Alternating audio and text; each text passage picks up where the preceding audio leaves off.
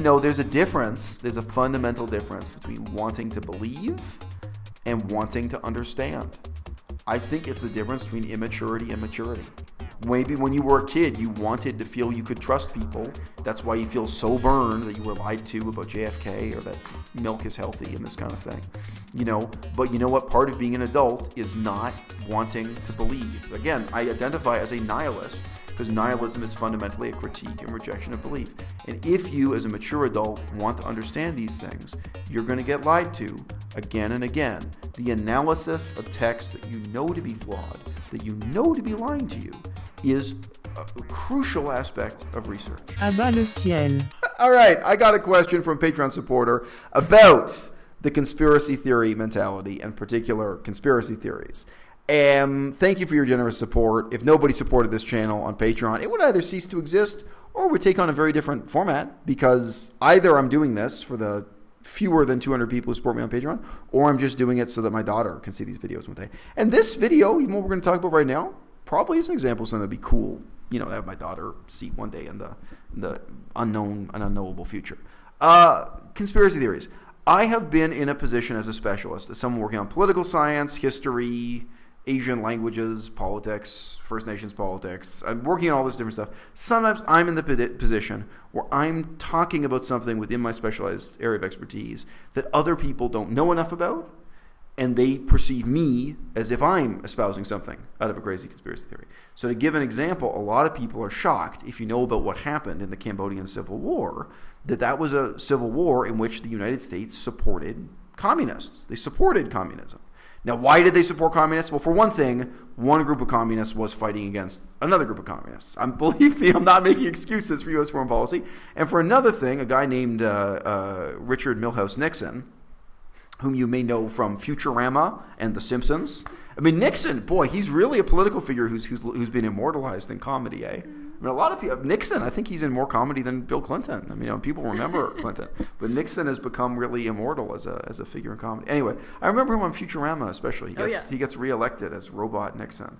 So anyway, something about Nixon. Do you remember there was a fashion brand also that was just called Nixon? There was a brand of I remember seeing ads for their designer watches. They're just called Nixon. I was looking at that wondering, who really wants a watch that says Nixon on it in 2017?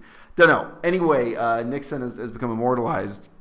Who knows why? Well, other political figures have been forgotten. But he made a pact with Mao Zedong, the leader of China. And then that began a period of a strategic alliance, what was called the Strategic Triangle, of China and the United States against the Soviet Union and the Soviet Union's allies. So for that reason, China and the United States were jointly supporting the most notorious, the most violent communists in the history of the world, the Khmer Rouge, the Pol Pot faction of the Cambodian communists, and they were fighting against the relatively reasonable communists who were supported by Moscow, by the Soviets. However, my point is here, if I talk about that political history with people who know nothing about it, with people who grew up in the Ronald Reagan era, believing that the United States fought against communism over the world, well, guess what? During Ronald Reagan's term of office, the United States in this theater of war was supporting communists. And that's not a crazy conspiracy theory. That's a really basic, historical and political fact. So, I can be in that situation when I'm talking about political history. I can be in that situation when I'm talking about Buddhism, where I know things about the Buddhist religion other people don't know, where people stop and look at you like you're crazy or you're sharing some kind of conspiracy theory type stuff.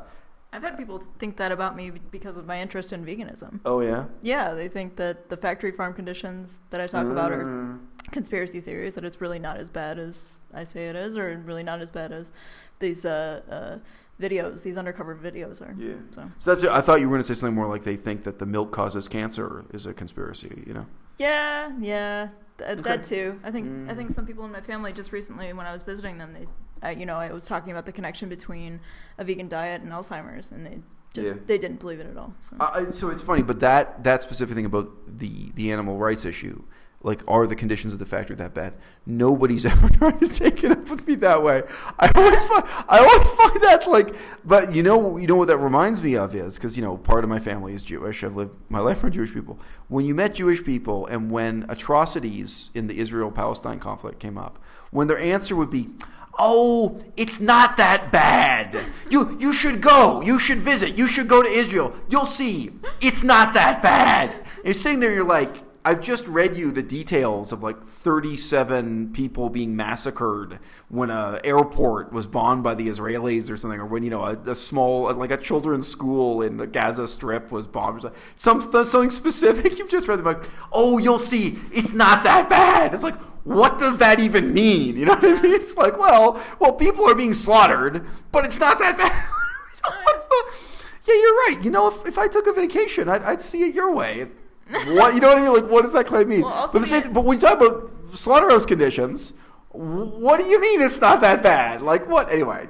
They think the undercover footage is particularly bad, and most places are not that bad. Like, these are the exceptions to the rules, but no, the rules are really that bad. Yeah. But and also the environmental issues. I've had people say that's bullshit. So that's an interesting one. I actually had email from somebody in a United Nations agency, pointing out that there was, in effect, a conspiracy to try to make the numbers more flattering to the meat industry, which is very understandable. But they went through it. They sent me this email saying, look, if you compare this report from 1992 and this report from 1997 and this report from 2002, obviously these are made-up dates, but it was something like that. He said, you'll see that actually this guy who was the senior editor, he was revising the numbers to be more flattering. Yeah, it was interesting. But this was somebody who was involved in the process and knew the contributing authors and but they said, look, if you actually look at the footnotes and look at how the math is done, you can actually tell. You can figure that out. So anyway, that's conspiracy of a very different kind.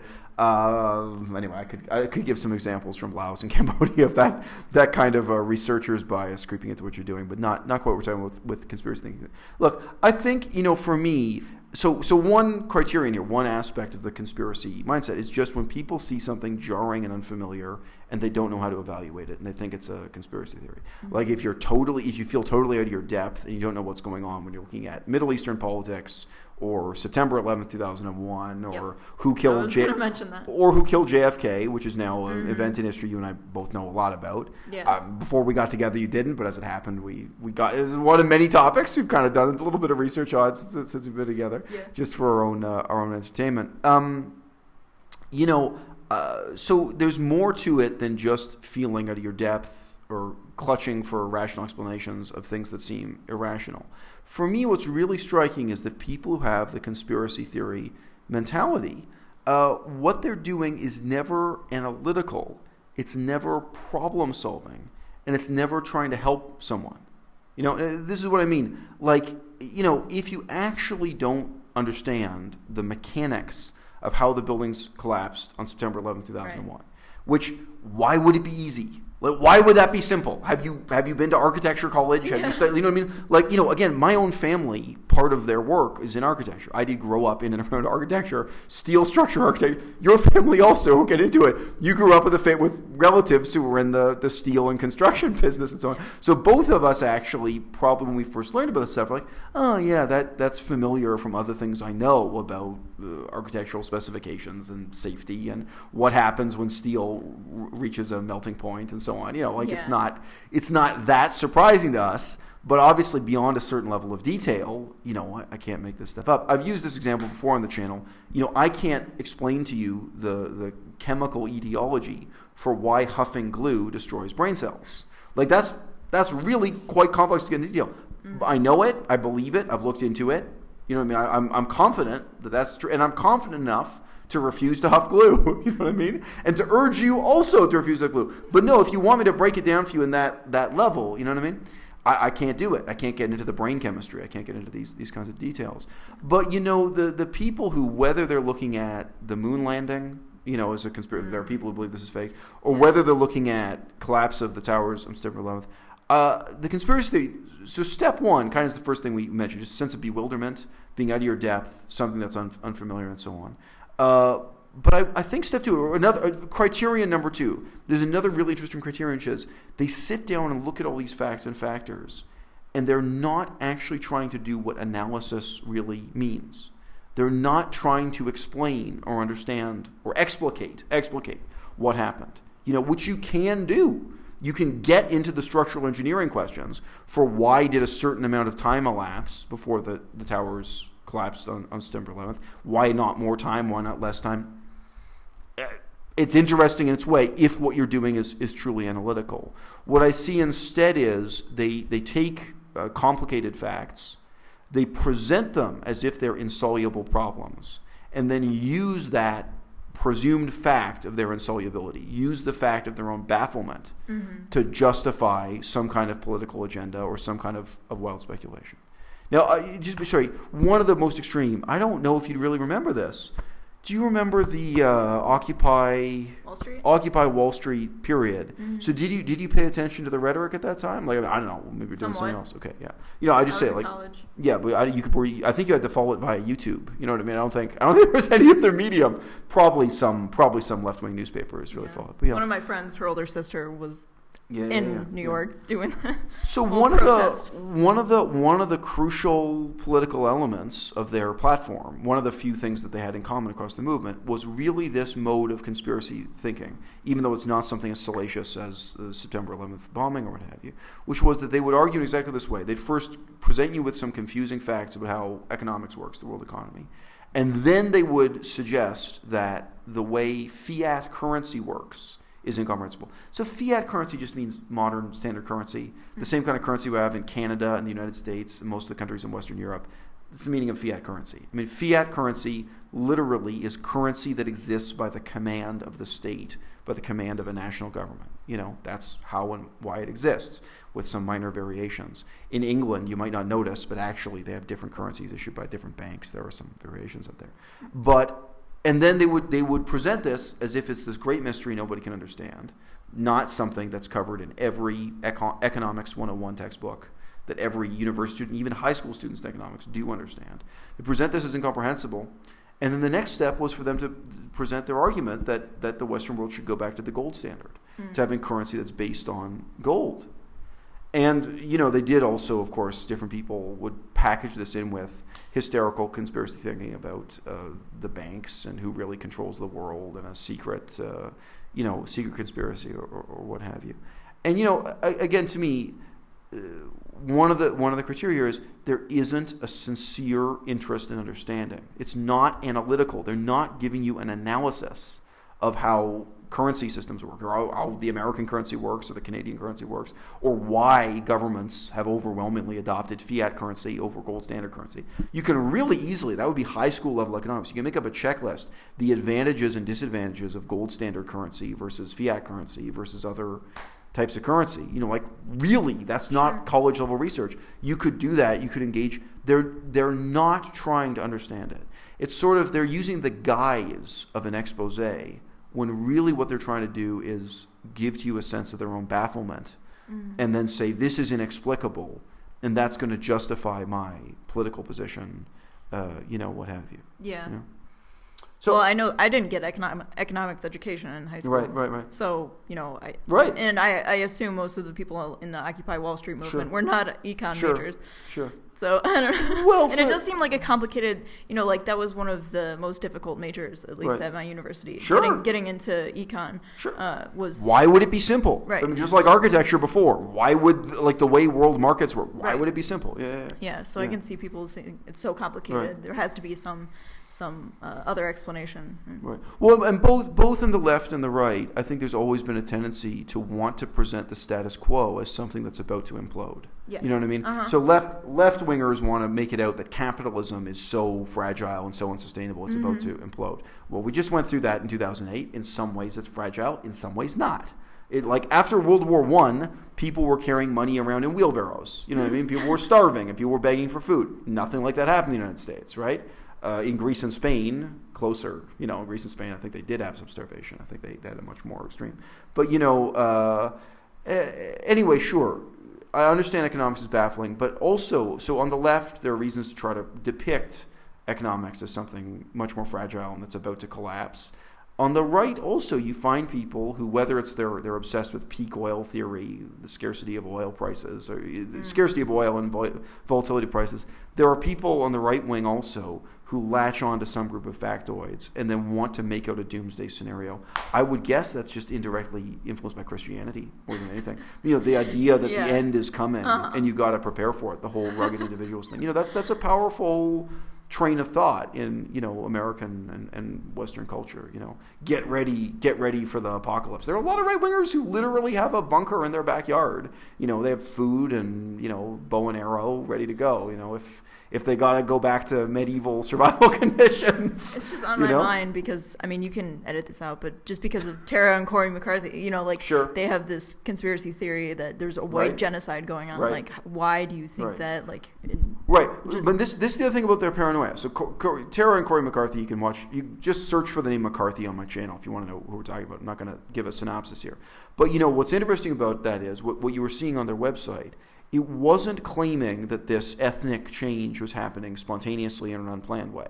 It's not like just, through migration and economics, like the demographics of the world changing. No, it actually was conspiratorial, that they imagined there were people in charge using mind control. Yeah, right. It's a direct quote, mind control, to bring about these things. So, that's really my next point I wanted to cover too.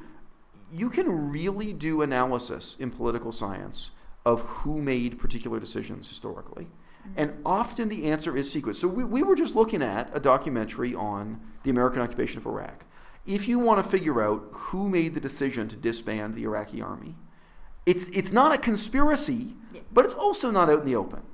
So as a hypothesis, you might say, oh, well, I assume or I hypothesize that George W. Bush made that decision. It turns out it wasn't. Yeah. It turns out the decision was made by Paul Bremer and a very small number of people with Paul Bremer. You might also hypothesize, you might assume, I assume the American House of Congress debated that. Like that was debated in Congress. No, it wasn't. So no, actually this one guy, Paul Bremer, and a very small number of his colleagues made a crucial decision in the history of the American colonization of Iraq.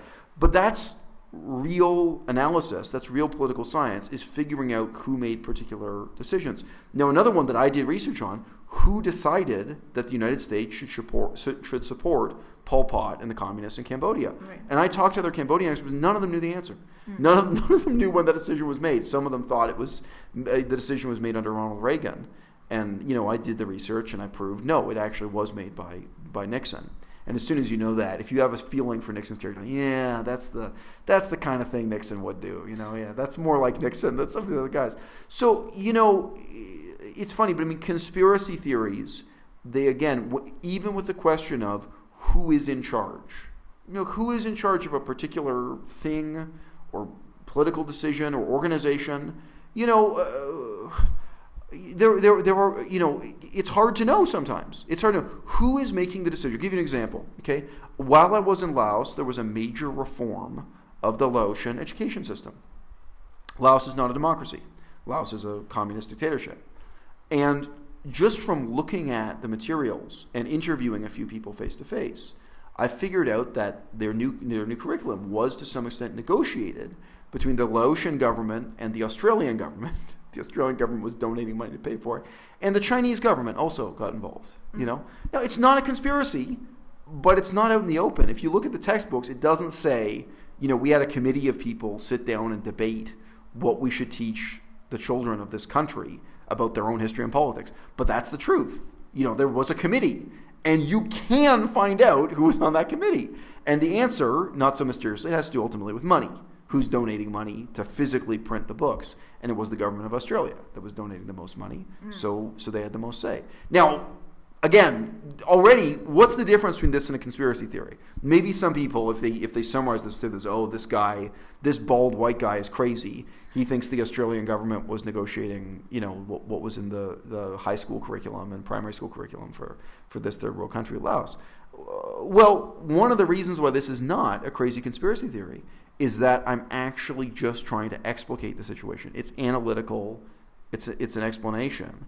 I'm not trying to do what conspiracy theorists so often try to do, obfuscate the facts, make them seem incomprehensible, and then appeal to invisible powers or something, invisible and mysterious powers behind the curtain. So the email I got from a Patreon supporter, it included, mention of the name David Icke. I assume his name is pronounced Icke. Some people say David Icky, David Ick. I don't know. But, this is the most extreme kind of conspiracy theory where he actually thinks there's some kind of aliens, some kind of supernatural, lizard people disguised as humans and stuff. And it's like, what does this explicate? How is this a useful analysis? Like, nobody looks at the history of the Vietnam War and says, wow, there's stuff here I can't understand. Let's, we can fill in the gaps by appealing to the fact that aliens were involved. You know what I mean? So it's funny. Again, not to hate on these people, but I would wonder if you have this impulse in you, if you want to understand the mysterious things in this world, why aren't you reading Foreign Policy magazine? Why aren't you reading The Economist? Why aren't you reading and indeed criticizing, government sources, CIA sources, but elite, the best sources of information available to you? And when you read those, there will be gaps in your understanding. There'll be things you don't understand. It has a lot to do with distrust, just expecting that those are all full of lies. They're hiding things from you. Right. Okay. So all right. So this I have mentioned on YouTube before, but ages ago, and I think this is something that vegans have in common with people of the conspiracy theory mindset. Mm-hmm. And there's no doubt there are people who were so shocked by the assassination of JFK, or for that matter, the assassination of RFK. So JFK was president of the United States. Kennedy and his brother was Robert Kennedy. Yeah, he was running for president at the time of assassination. RFK. Both of their assassinations, there are very obvious problems in the government's official story. There are some people who had that experience, even in the 1990s. I remember that. In the 1990s, there were people who found out about it because there was this popular movie about it. Yeah. There were people, and then after that, they just said they're not going to trust anything the government ever tells them about anything. Mm-hmm. And they go into a kind of very strange, phony cynicism about their sources of information. So to some extent I can sympathize, and to some extent I can't. That's a response to a real, a jarring experience. Another one I've mentioned before is I was going to say the Bay of Pigs incident, but I actually think the Gulf of Tonkin incident. Mm. So the Gulf of Tonkin incident was a lie from the United States government that had to do with making an excuse for starting, or I guess you'd have to say expanding, the Vietnam War, the U.S. military engagement in Vietnam. There are people who had that experience and said, well, if the American government can lie about this, they can lie about anything, and they went into a kind of total. But I mean, likewise, I think there are vegans. I've definitely spoken to vegans like this. I definitely pick on it. There are vegans who look at public health information, who look at information about eggs and dairy, and they know this is a lie, or they know this is negotiated between the United States government and for-profit corporations, and then they decide, forget it. If the government can lie and say that eggs are healthy when they're not healthy, or this kind of thing, then they're not going to trust anything the government has to say. This is true. Can only trust Dr. Greger. That's the only person we can trust now. You can only trust someone with a medical degree who takes more than 30,000 steps a day on his Stairmaster. Yeah. But I mean, ultimately that is also a cop-out, right? I mean, the government doesn't control The Economist magazine. The government doesn't control Foreign Policy magazine. Mm-hmm. The government doesn't control the wealth of sources we have on the ground information for all this stuff. No, we have the internet. And, I remember a real conspiracy that just amused me. So this is actually in the autobiography of one of my professors. One of my professors wrote an autobiography. I could mention who. He's actually vegan. I'm not going to mention who. But this guy he was a former professor at University of Toronto and later became a crazy vegan activist. Unlike myself. But anyway, highly eccentric guy. But I remember in his autobiography, he mentioned openly he was Jewish, and his Jewish grandfather was part of a conspiracy to manipulate prices in a gemstone market in Kazakhstan. Wow. And I remember thinking, see, that's an example of a real conspiracy. It probably was six guys who are trading gemstones in Kazakhstan, and they sit down and say, "Look, we got to do something about this gemstone market. We got to unionize. We got to control prices here at this gemstone market in Kazakhstan." That's plausible to me. You know what I mean? Mm-hmm. But I mean, on the one hand, people who are looking at history sincerely, even if you don't trust government sources, any complex, involuted situation, you want to understand what happened. Okay, in the American bombing of Laos, the United States dropped more bombs on Laos, a tiny country that at that time definitely had fewer than 5 million people, maybe only 3 million people in Laos. They dropped more bombs on Laos than they dropped on all of Germany in World War II. It seems crazy. Why? Now, if you don't trust government sources, you can read things from journalists who were there. You can read all kinds of first-person perspective accounts. There's sort of a wealth of information. And, with some of the decisions, you may get the feeling that there is a conspiracy in the sense that there were other people involved in these decisions you don't know about, and you can probably do research on that and figure it out. Sometimes, put it this way, there were other people sitting around the round table, there were other interests at the table that were part of making these decisions. That's a real part of history, you know what I mean? And a lot of those people also write autobiographies. A lot of those people also 20 years later, it's not secret anymore. They're willing to talk about it. But of course, the other factor is chaos. I think people who believe in conspiracy theories, they want to believe that everything's under control. Yeah. They would rather believe there are secret and evil forces controlling things than admit to themselves the extent to which a lot of this stuff is out of control. Yeah. Like to some extent, what the U.S. did in Laos was highly improvised and not well thought through and didn't have a grand plan, didn't have a master scheme. Just there's this crazy racist theory from Tara McCarthy and Corey McCarthy. They're looking at world politics as if all these things are planned. I mean, I think one of the if you're really a critic of immigration policy in a lot of these countries, a lot of time there is no plan. Yeah. A lot of time nobody in government is giving careful forethought to the future. You know what I mean? Was there a careful plan to destroy Medicare in America? I don't know. You guys made a mess of it, but it may be spontaneous and unplanned. Yeah. Anyway, sorry. This is a free-flowing conversation for 25 minutes at this point.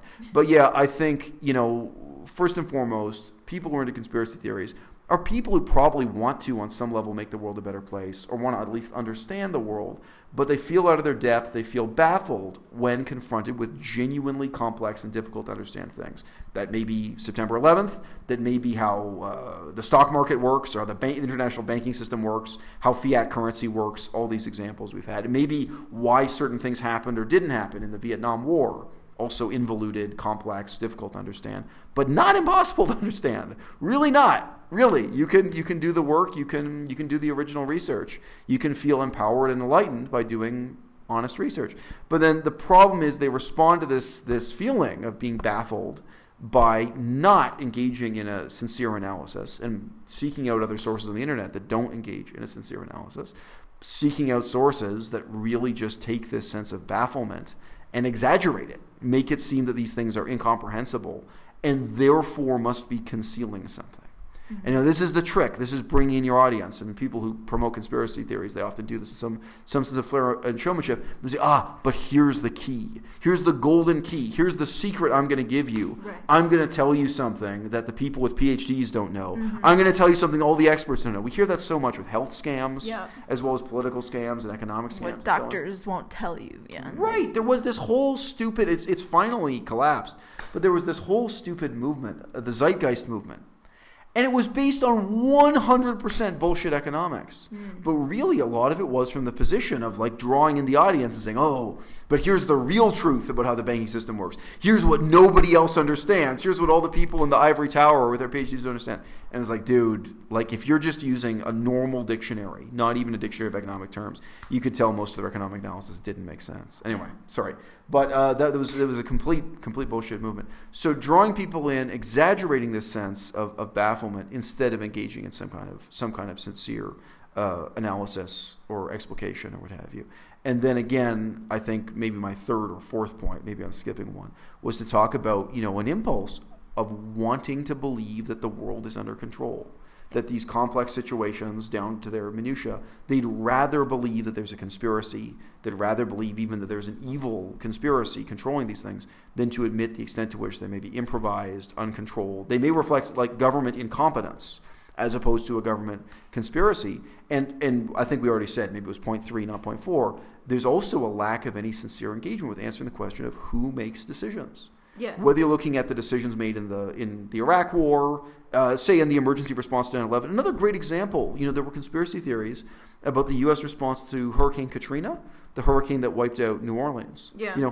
It's easy to generate conspiracy theories. A lot of it was incompetence. It's shocking incompetence. It may even be criminal incompetence. But, people were, this is a secret plan to, wipe out this and that population or to, take land away from these. There were all these crazy conspiracy theories. But again, if you're doing sincere analysis, you can look at who was in charge, who's making decisions, and again, it doesn't mean they're angels. I'm not exculpating these people.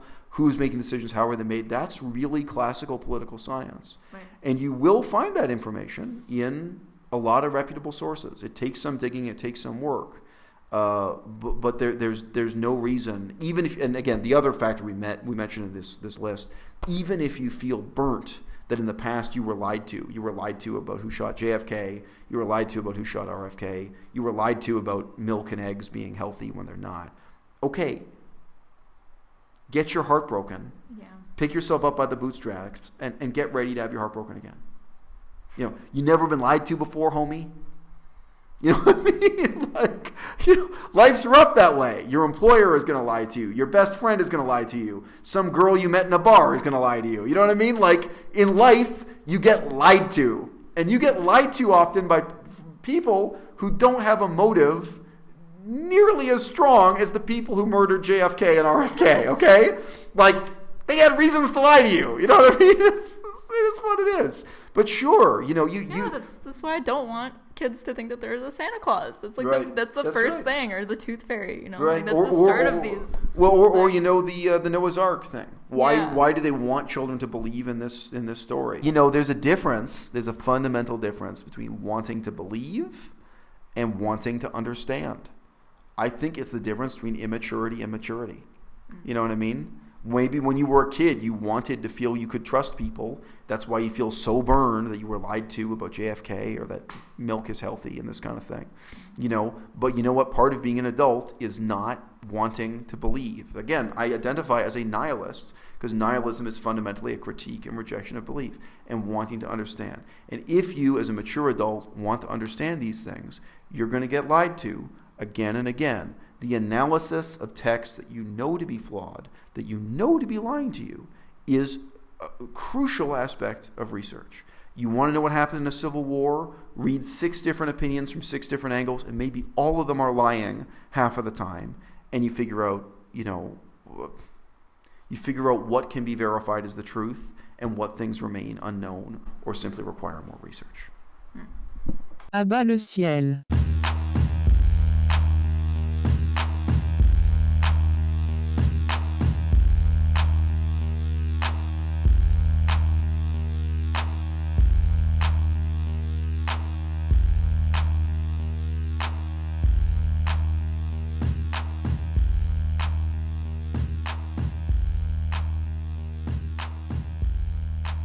À-bas-le-ciel.